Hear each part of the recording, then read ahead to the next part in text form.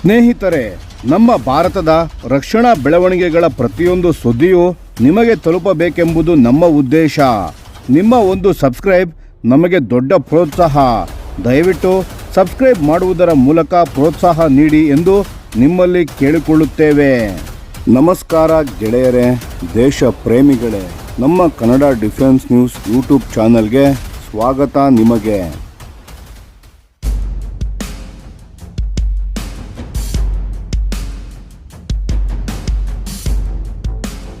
ನಮಸ್ಕಾರ ಸ್ನೇಹಿತರೆ, ಸ್ವಾಗತ ನಮ್ಮ ಚಾನಲ್ಗೆ. ಭಾರತದ ಮಿಸೈಲ್ ಕಾರ್ಯಕ್ರಮದ ಬಗ್ಗೆ ಒಂದು ತುಂಬ ಮಹತ್ವದ ಸುದ್ದಿ ಬಂದಿದೆ ಮತ್ತು ಇದು ನಿಜಕ್ಕೂ ಎಲ್ಲರೂ ಕೇಳಬೇಕಾದ ವಿಷಯವೂ ಆಗಿದೆ. DRDOದ ಅಧ್ಯಕ್ಷರಾದ ಡಾಕ್ಟರ್ ಸಮೀರ್ ವಿ ಕಾಮತ್ ಅವರು ಇತ್ತೀಚೆಗೆ ನಡೆದ ANI ನ್ಯಾಷನಲ್ ಸೆಕ್ಯೂರಿಟಿ ಸಮ್ಮಿಟ್ 2.0ನಲ್ಲಿ ಮಾತನಾಡುತ್ತಾ ಹೇಳಿದ್ದು ಏನೆಂದರೆ, ಭಾರತ ಅಗ್ನಿ 6 ಮಿಸೈಲ್ ಅನ್ನು ಅಭಿವೃದ್ಧಿಪಡಿಸಲು ತಾಂತ್ರಿಕವಾಗಿ ಸಂಪೂರ್ಣ ಸಿದ್ಧವಾಗಿದೆ. ಅವರ ಮಾತಿನಲ್ಲೇ ಹೇಳುವುದಾದರೆ, ಸರ್ಕಾರ ಅನುಮತಿ ಕೊಟ್ಟ ತಕ್ಷಣ ನಾವು ಮುಂದಡಿ ಇಡಲು ರೆಡಿಯಾಗಿದ್ದೇವೆ ಎಂದು. ಅಂದರೆ DRDO ತನ್ನ ಕೆಲಸವನ್ನು ಮಾಡಿ ಮುಗಿಸಿದೆ. ಇನ್ನು ಚೆಂಡು ಸರ್ಕಾರದ ಅಂಗಳದಲ್ಲಿದೆ. ಸರಿ, ಈ ಅಗ್ನಿ 6 ಅಂದರೆ ಏನು ಮತ್ತು ಇದು ಯಾಕೆ ಇಷ್ಟು ಮುಖ್ಯ ಅನ್ನೋದನ್ನು ಸ್ವಲ್ಪ ಅರ್ಥ ಮಾಡಿಕೊಳ್ಳೋಣ. ಸ್ನೇಹಿತರೆ, ಈಗ ನಮ್ಮ ಬಳಿ ಇರುವ ಅಗ್ನಿ 5 ಒಂದು ಅಂತರಖಂಡೀಯ ಬ್ಯಾಲಿಸ್ಟಿಕ್ ಮಿಸೈಲ್. ಸುಮಾರು 5,000 ಕಿಲೋಮೀಟರ್ವರೆಗೆ ಹೊಡೆಯುವ ಸಾಮರ್ಥ್ಯ ಇದೆ. ಆದರೆ ಅಗ್ನಿ 6 ಇದರ ಮೇಲಿನ ಮಟ್ಟ, ಇನ್ನೂ ಹೆಚ್ಚಿನ ರೇಂಜ್, ಇನ್ನೂ ಶಕ್ತಿಶಾಲಿ ಪೇಲೋಡ್ ಮತ್ತು ಅತ್ಯಂತ ಮುಖ್ಯವಾದ ವಿಷಯವು ಏನೆಂದರೆ MIRV ತಂತ್ರಜ್ಞಾನ. MIRV ಅಂದರೆ ಮಲ್ಟಿಪಲ್ ಇಂಡಿಪೆಂಡೆಂಟ್ಲಿ ಟಾರ್ಗೆಟಬಲ್ ರೀಎಂಟ್ರಿ ವೆಹಿಕಲ್ಸ್ ಅಂತ. ಸರಳವಾಗಿ ಹೇಳಬೇಕೆಂದರೆ ಒಂದೇ ಮಿಸೈಲ್ನಿಂದ ಒಂದೇ ಸಲ ಹಲವು ಗುರಿಗಳನ್ನು ಏಕಕಾಲದಲ್ಲಿ ಹೊಡೆಯುವ ಸಾಮರ್ಥ್ಯ. ಇದು ಶತ್ರುವಿನ ಮಿಸೈಲ್ ಡಿಫೆನ್ಸ್ ಸಿಸ್ಟಮನ್ನು ಮಣಿಸಲು ತುಂಬ ಪರಿಣಾಮಕಾರಿ. ಈಗ ಒಂದು ಮುಖ್ಯ ಪ್ರಶ್ನೆ, DRDO ಸಿದ್ಧ ಇದ್ದರೂ ಸರ್ಕಾರ ಏಕೆ ಇನ್ನೂ ನಿರ್ಧಾರ ತೆಗೆದುಕೊಂಡಿಲ್ಲ? ಸ್ನೇಹಿತರೆ, ಇದನ್ನು ಅರ್ಥ ಮಾಡಿಕೊಳ್ಳುವುದು ಅಷ್ಟು ಕಷ್ಟವಿಲ್ಲ. ಅಗ್ನಿ 6 ತರಹದ ಇಂಟರ್ ಕಾಂಟಿನೆಂಟಲ್ ಬ್ಯಾಲಿಸ್ಟಿಕ್ ಮಿಸೈಲ್ ಒಂದು ಸಾಮಾನ್ಯ ಶಸ್ತ್ರಾಸ್ತ್ರವಲ್ಲ. ಇದು ನೇರವಾಗಿ ದೇಶದ ಪರಮಾಣು ನಿರೋಧ ನೀತಿಗೆ ಸಂಬಂಧಿಸಿದ ವಿಷಯವಾಗಿದೆ. ಇಂಥ ನಿರ್ಧಾರಗಳು ಅಂತಾರಾಷ್ಟ್ರೀಯ ಸಂಬಂಧಗಳ ಮೇಲೆ, ಆರ್ಮ್ಸ್ ಕಂಟ್ರೋಲ್ ಒಪ್ಪಂದಗಳ ಮೇಲೆ ಮತ್ತು ವಿಶ್ವದ ಇತರ ದೇಶಗಳು ಭಾರತವನ್ನು ಹೇಗೆ ನೋಡುತ್ತವೆ ಎಂಬುದರ ಮೇಲೆ ನೇರ ಪ್ರಭಾವ ಬೀರುತ್ತವೆ. ಹಾಗಾಗಿ ಇದು ಸರ್ಕಾರದ ಉನ್ನತ ರಾಜಕೀಯ ನಾಯಕತ್ವ ತೆಗೆದುಕೊಳ್ಳಬೇಕಾದ ನಿರ್ಧಾರ.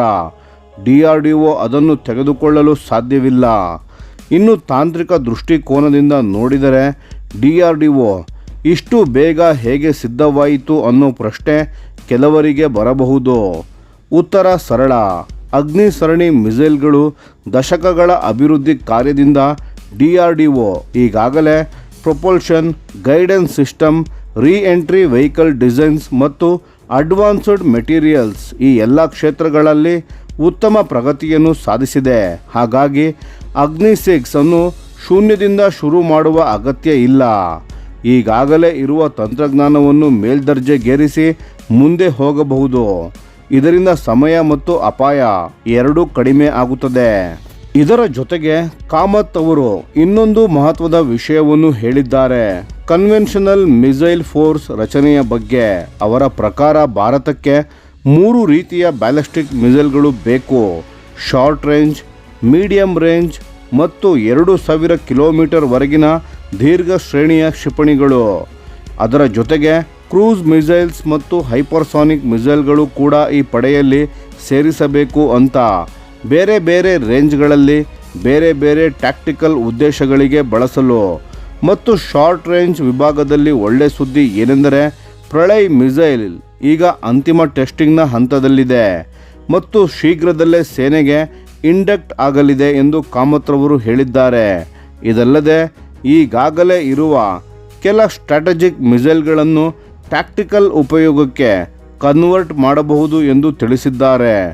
ಡಿಫೆನ್ಸ್ನ ಕಾರ್ಯದರ್ಶಿಯಾದ ರಾಜೇಶ್ ಕುಮಾರ್ ಸಿಂಗ್ ಅವರು ಕೂಡ ಅದೇ ಸಮ್ಮಿಟ್ನಲ್ಲಿ ಮಾತನಾಡಿ, ಭಾರತ ಒಂದು ಬಹುಶ್ರೇಣಿಯ ಕನ್ವೆನ್ಷನಲ್ ಮಿಸೈಲ್ ಫೋರ್ಸ್ ನಿರ್ಮಿಸಲು ಕೆಲಸ ಮಾಡುತ್ತಿದೆ ಎಂದು ಸ್ಪಷ್ಟಪಡಿಸಿದ್ದಾರೆ.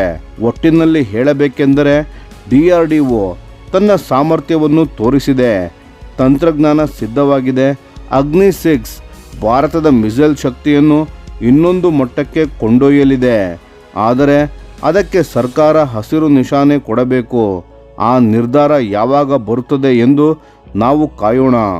ಸ್ನೇಹಿತರೆ, ಈ ವಿಷಯದ ಬಗ್ಗೆ ನಿಮ್ಮ ಅನಿಸಿಕೆ ಮತ್ತು ಅಭಿಪ್ರಾಯಗಳನ್ನು ದಯವಿಟ್ಟು ಕಾಮೆಂಟ್ ಮಾಡಿ ತಿಳಿಸಿ. ಧನ್ಯವಾದಗಳು.